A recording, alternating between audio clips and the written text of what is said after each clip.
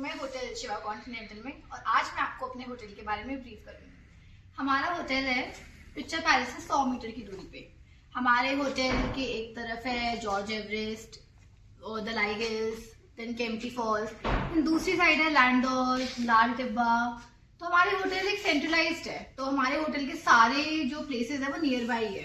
Then हमारे hotel की सबसे खास बात है उसका गार्डन, जो कि है एक रिसाइकिल गार्डन। मतलब हमारे होटल में जितनी भी सारी चीजें हैं, आप बॉटल्स ले सकते हैं, कप्स ले सकते हैं, केटल्स ले सकते हैं, वो सब रिसाइकिल करके हम लोगों ने प्लांटेशन किए, जो कि हम आपको अभी दूसरी उसमें दिखाएंगे क्लिप में।